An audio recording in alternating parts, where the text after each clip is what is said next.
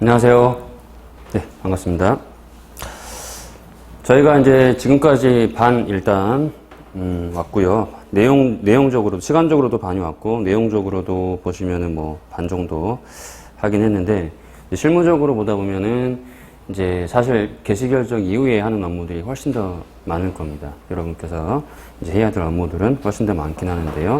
일단 반까지는 왔습니다. 지금 이제 개시 결정 이후에 목록, 그 다음에 CV인, 그 다음 조사보고서, 회생계획안 있는데요. 저희가 이제 가장, 일단은 이제 제일 중요한 거는 개시 결정 이후에 그 다음 큰 관문은 마지막 관문이라고 볼 수도 있고, 회생계획에 대해서 인가결정을 받는 겁니다. 인가결정을 받기 위해서 저희가 이제 지금까지 달려온 거였죠. 그래서 첫 번째 관문인 개시결정을 넘어섰고, 두 번째로 회생계획 인가결정을 받으러 가는 겁니다, 이제. 자, 제일 중요한 거는 이제 회생계획이고요. 회생계획. 그 회생계획을 짜기 위해서 어떻게 해야 될 것인가. 그 단계가 있겠죠. 그래서 일단 첫 번째 단계로 채권을 확정하는 겁니다, 채권. 채권자를 확정을 하고. 결국 회생계획이라는 거는 어떠한 채권자한테 얼마를 변제하고, 얼마는 뭐 유예하거나, 면제하거나, 뭐 출자 전환하거나, 그렇죠.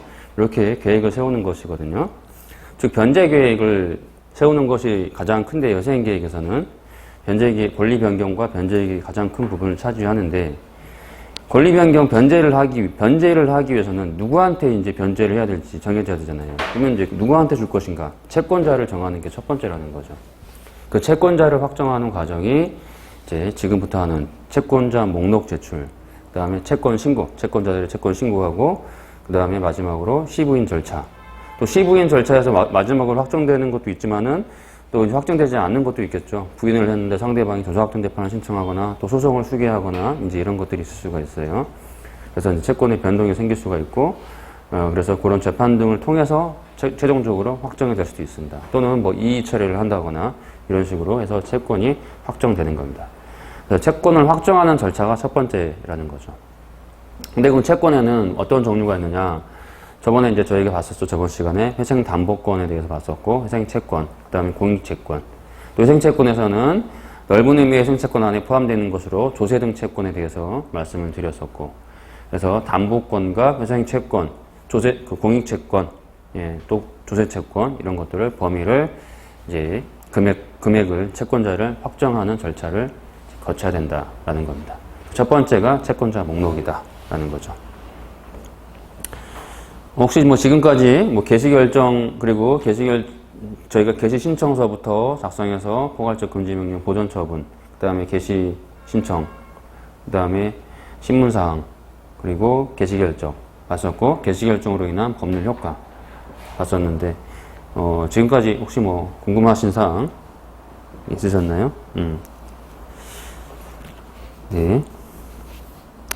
잘 따라오신 걸로 생각하고 계속 진행해 보도록 하겠습니다. 그래서 저희는 이제 채권자 목록을 하는 이유를 이제 말씀을 드리는 거예요.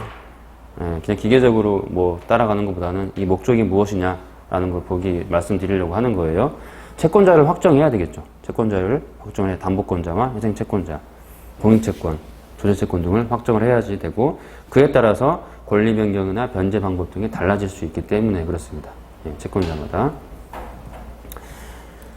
그래서 이제 채권을 확정을 하고, 그 다음에,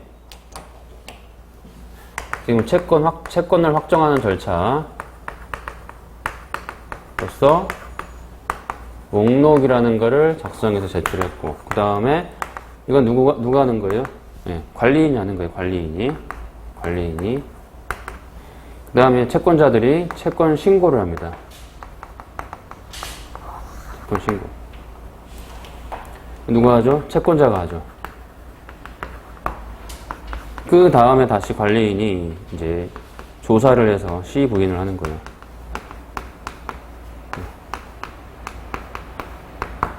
조사해서 결과적으로 그 결과물이 이제 시부인표죠. 시부인표를 작성해서 제출합니다. 여기까지가 이제 채권을 확정하는 절차예요. 물론 이 시부인 절차 이후에도 채권을 확정하기 위한 절차들이 또 계속 있을 거고, 거기에 대해서는 또 여기 가서 시분 절차에서 또 말씀을 드릴 예정이 있습니다. 그래서 이제 여기가 이제 저희가 채권자를 확정하는 절차, 단계이다. 예, 그래서 이게 첫 번째 단추죠. 첫 번째 단추. 그 다음에 이제 채권을 확정한 다음에 일단은 저희가 이제 권리 변경이나 변제 계획, 변제를 하려면은 채권자를 일단 정해줘야 될 거고, 그 다음에 자금의 원천이 있어야 되겠죠. 과연 얼마를 가지고 언제 기간 동안, 몇 년 동안 얼마를 가지고 변제를 할 거냐라는 걸 이제 정해야 되는 거예요. 뭐 개인회생을에서 본다면은 이제 가용소득인 거죠. 월 개인회생에서는 이제 매월 변제를 하는 거잖아요. 그럼 매월 얼마씩 변제할 거냐, 가용소득이 얼마냐라는 거를 확정하는 절차가 필요한 거잖아요. 정해야 되는 거고. 그러면 변제 기간을 몇 년으로 할 것이냐, 뭐 기본 3년으로 할 것이냐, 뭐 4년으로 할 거냐, 5년으로 할 거냐. 개인회생에는 최대 5년까지 되죠. 기본 3년에서 최대 5년까지. 예. 근데 이제 회생 절차에서도 마찬가지로 그러한 절차들이 필요하겠죠. 그러면 가용소득이라는 걸 저희가 정해야 된단 말이에요. 즉 매월 갚을 수 있는 금액이 얼마이냐. 근데 회생 절차에서는 매월 갚는 게 아니에요. 회생에서는 매월 변제하는 게 원칙이 아니고 매년 1년에 한 번씩 변제하는 게 원칙입니다.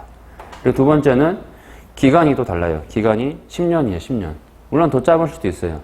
짧다는 거는 권리 변경과 변제 계획이 아무래도 뭐 100% 변제이거나 또는 뭐 소득이 그 전에 이제 뭐 5년 동안밖에 소득이 발생 안 한다거나 이런 식으로 예, 소득 활동 기간이 짧은 경우이거나 또는 100% 변제이거나 그럴 경우에는 짧아질 수가 있어요.